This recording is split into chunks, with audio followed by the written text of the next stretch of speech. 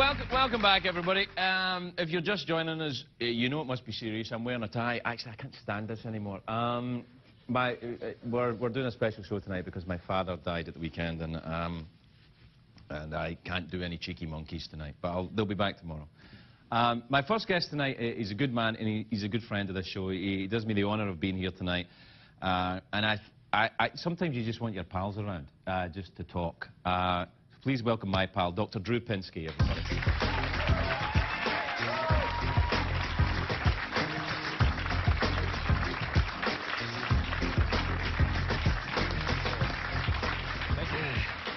Hey, Drew, welcome. Well, how are you? good times, huh? Yeah. There's a phrase in Scotland, lucky white heather. You know, when things are going really badly, it's a kind of ironic thing. Like the elephant's feather. Yeah. There's an elephant feather. Dumbo had a feather that made good luck.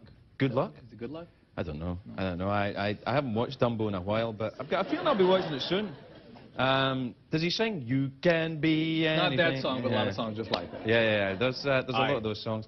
It's a very odd thing. Thanks for being here tonight. I didn't quite know how to approach the whole thing, like dealing with the show and talking about it. I'm not comfortable with that. And you've talked to a lot of people who were. My father died of cancer. He was.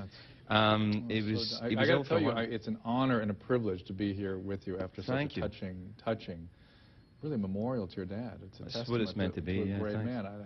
And all of us who've been children and had dads, I mean, just these moments that you have with him, of him touching your head and stuff, were so spectacular. Yeah, it was weird in the hospital when we were, you know, he knew he was dying. We knew we were saying goodbye. He's still your dad. He's my dad, and I felt like a wee boy. And he used to get me out of so many scrapes. I don't know who's going to get me out of scrapes now. If I get in trouble now, I'm really in trouble. So now we've sort of been touched by so much of the poignant aspects. Was there anything? Did he ever get aggressive with you? There's sort of any? It's a whole story life, you know. Is there funny stuff, negative stuff? He never raised his hand to us, my dad. He was, you know, and in the culture I grew up in, I think that was fairly unusual. I don't know. I wasn't in anyone else's family, but it certainly my father never hit us. He didn't have to. He kind of you know, he used to say this thing, wrap it. You know, he's a wrap it up. You know, which mean, you know. Was he huge? Was he? He was a very big presence. Yeah. He was 6'2", my dad, which in Scotland, you know, in the 50s and 60s, I think probably made him, you know, Andre the Giant or something. Right. He was big, man. And the Celtic's such a great breed, you know. I mean, it's just such survivors, right? I mean, that's that alcohol gene and the big. Oh, there was a bit of alcohol, yeah.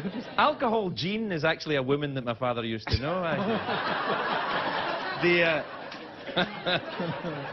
I think I've met alcohol Jean as well. Met her, yes. My father, I don't think my father was an alcoholic. He drank a bit when he was younger, but he didn't have the craziness, and he kept his life together, and, you know, he didn't have that. There's a lot of drinking goes on over there. There'll be some done this week, I guess, as well. Did he leave directions for what he wanted, like on his gravestone, or how he wanted to be? You know, I don't know the answer to that. I'm not sure. I've got a feeling no. Because the way that, you know, we tend to approach problems in my family is kind of denial, and which I think is common, and, you know, and it's actually helpful, I think, a lot of the time. I mean, there's a lot of denial that goes into the early stages of grieving. It's like it's inconceivable that the person is gone. That's what my mother was saying today on the phone. We couldn't quite. You can't process it. Your brain won't let you go there, and so you have dreams about the person, you have visions about the person. That's when people become spiritual. I mean, I know it's not aroma candles and whatnot, but people do have ways of trying to manage what seems to be the insurmountable. Do you have a spiritual side to you? I think so. I don't know. I mean, in a very pragmatic way, I think for me spirituality, I hope spirituality is about service to other people. I don't.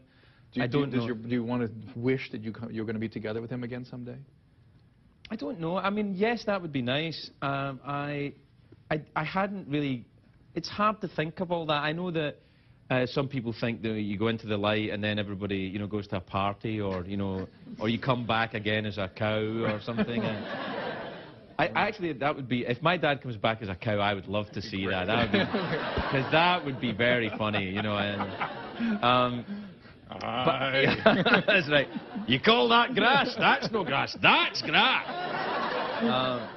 I don't know how I feel about all of that. I want to believe in so many different things, and I know that are you jealous of people that do? Yes, I'm jealous of people who have. Yeah, people that have firm belief that we will be together, and that's that. I'm jealous of that. I'm jealous of that kind of faith. I try and have faith.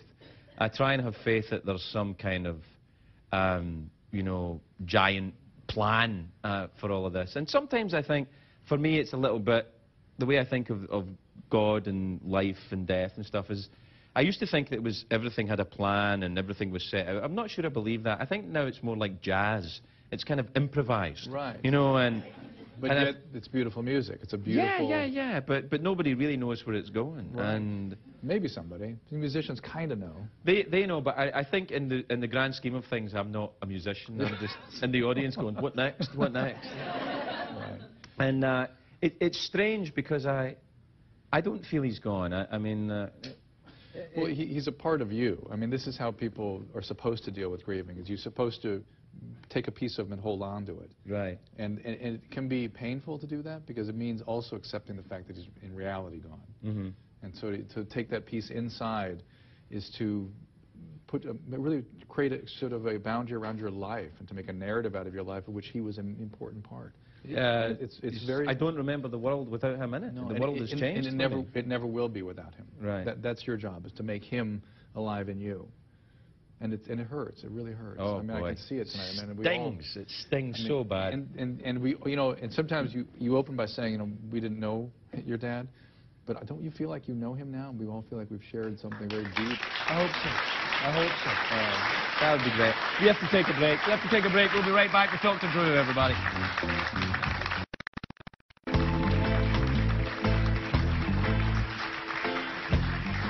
Welcome back, everybody. I'm here with Dr. Drew, and we're talking about the grieving process, aren't we? Oh, fun. Good times. Yeah. Appointment television. Yeah, that's right. Here we go. Oh, man. But it's funny, though, that, you know, part of what I've been feeling since my dad died has also been maybe I should be more sad, or, you know, I mean, I'm terribly sad for a little bit, and then I'm okay, and then I think I'm all right, and then it hits me like a freight train. And it doesn't seem to make any sense. People feel immense amounts of guilt when someone dies because oftentimes there's relief. Relief because somebody's been suffering, or relief that you've been anticipating this for so long. You've sort of been dealing with the grieving for months or even years sometimes with things like cancer. It can go on. Did you have any sense of relief with this? God, I don't know. Were you prepared for it? I mean, did you know this was coming? Yes, I was prepared for it because my father and I said goodbye to each other on Friday, and he died on Sunday. Did you believe you were saying goodbye? Yeah, I knew I was saying goodbye. I actually cried like a wee girl all the way for about an hour after I came out of the hospital. And I have this thing that I think a lot of men have, where I don't want to show... Not only do I not want to show emotions, I'm kind of ashamed of having them. Right, you're embarrassed. Yeah, I'm embarrassed by it. Yeah, and it's not cool, you know. And although I'm not cool anyway, but still. I was going to say that, but anyway. But the thing that I think we lose track of in our culture a lot is that feelings matter. Yeah. Feelings matter a great deal. In fact, that's how we make meaning of life. I mean, really, I deal with a lot of people with death and dying, and when somebody's pressed to the mirror about what life is about, I think you and I have talked about this before, it's really always other relationships. It's other humans. And you say being of service, that's part of that. Right. But it's the connection with other people that gives life its meaning. I mean, that's where you get right down to it. That is what life is about. I think so. I always find people more... like when you meet people in Hollywood, I don't know if you've had this experience. Quite a lot of people will come up and tell you how great they are. And they are. Yeah. How great you are. You know, they come up and say, "I'm so great. I'm doing this. I got that. I don't really have time. Excuse me. I'll get right back to you." Yeah. Tell Spielberg no. And I don't really like those people. But people who come up and say, "Oh God, my ass hurts and I dropped my wallet over there." You kind of can connect with someone when they have a vulnerability. Do you know what I mean? Right. It's a feeling. Right. Right. Absolutely. So I mean, even when your ass hurts, you can connect with somebody. Well, I don't know if necessarily their ass hurts. I didn't know I was going to come out talking about hemorrhoids tonight. No. Well, it might not be hemorrhoids. It could be a bruise or something. What I mean is vulnerability allows you to communicate with someone, whereas coolness really doesn't. We live in a culture of solutions and get it done, and it's all about, you know, feelings don't really matter. It's about, you know, choosing to do something. Yeah. That's nonsense. That is not what life is about. Life is about that human moment. I mean, life is about, I mean, you gave me a moment before I came out here, just watching you. That was, I mean, Powerful. I mean, that's the deal here, though, isn't it? Yeah. That we do that. You know what? The word that I hate, that I hear a lot, is closure. You know, when people say, "Oh, we're going to get closure on this," what are you talking about? I can't get closure on my dad being dead. No.